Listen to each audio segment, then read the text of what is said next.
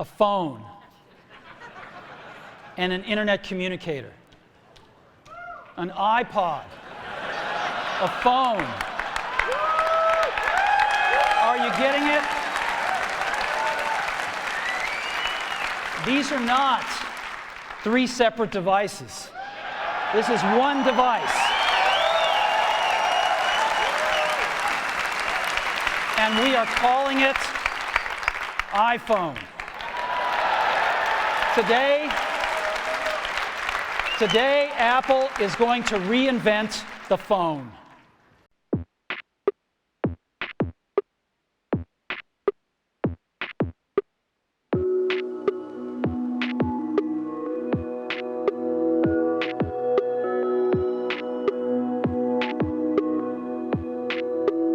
Back in June 2007, many people were waiting hours and hours outside of Apple stores to get their hands on their shiny phone that looked like something from the future. Apple went all in and ditched physical buttons for a touch interface that was very easy to use and that caused pretty much the entire phone industry to follow their footsteps, and we fast forward to 2025. All phones pretty much look the exact same now. The iPhone product line is 18 years old and is still being used by many people and has received many improvements since the original model. But I was wondering, can you use the first generation iPhone in 2025?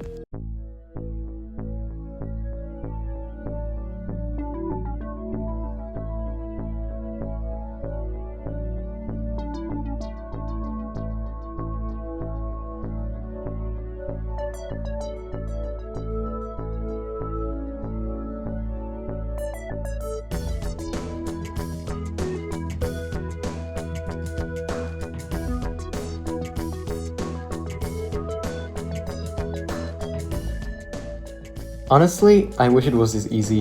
The truth is, you actually can't even use the cellular features of the iPhone in certain cases, like whether your phone is unlocked since a lot of these come from the US and are locked to AT&T, or your carrier might not even support 2G connectivity anymore. Luckily, the iPhone was super simple to hack from day one, and there's plenty of tutorials showing you how to unlock your device or even downgrade to the original OS version. I actually followed this dude once tutorial and successfully got the device down to 1.0, however for some reason audio didn't work on that version despite working on the latest firmware available, so I installed 1.1.4, which is the last version of iPhone OS 1, and everything was working as it should. In terms of unlocking my phone, AT&T no longer accepts unlock requests from devices that are almost 2 decades old, so I used a utility called iLiberty Plus, which successfully bypassed the activation screen and unlocked my device.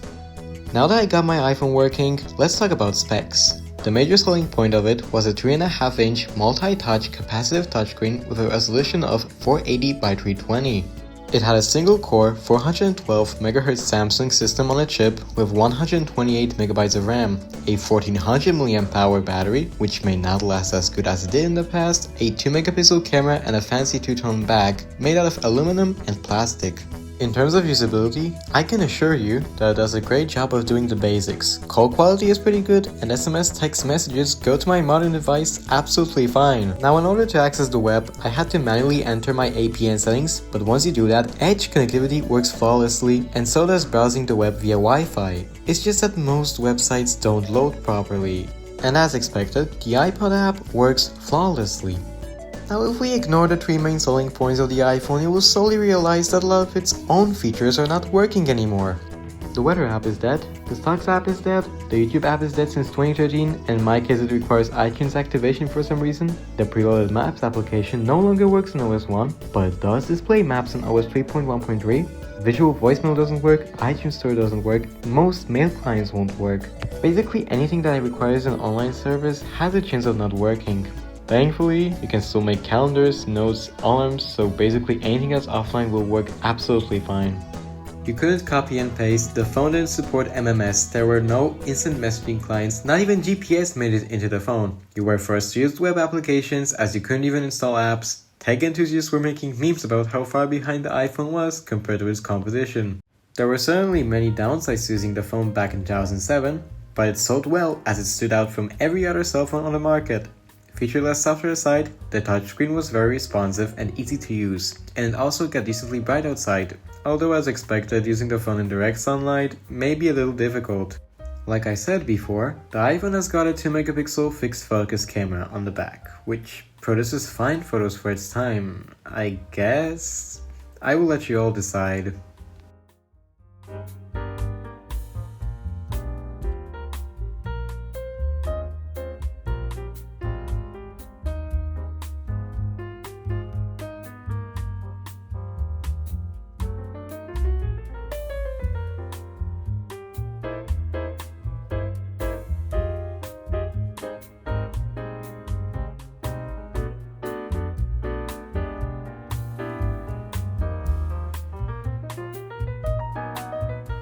The photos aren't bad as long as you have enough light, but its competitors certainly had better cameras. Even this Nokia N73 that is a year older has 3 megapixels, autofocus, a flashlight, and even a front-facing camera which shows how behind the iPhone was in the camera department.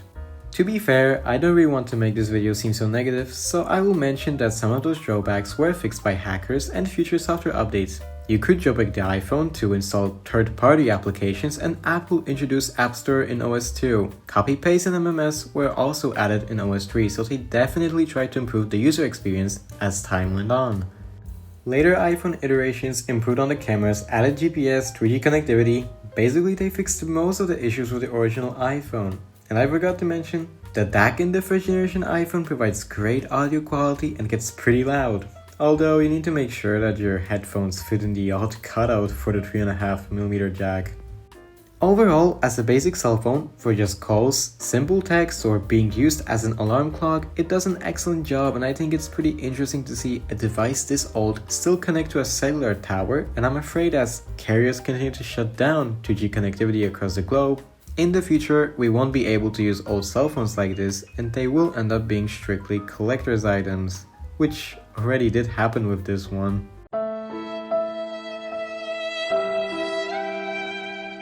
Anyway, I hope you enjoyed watching this video, and I will see you all next time.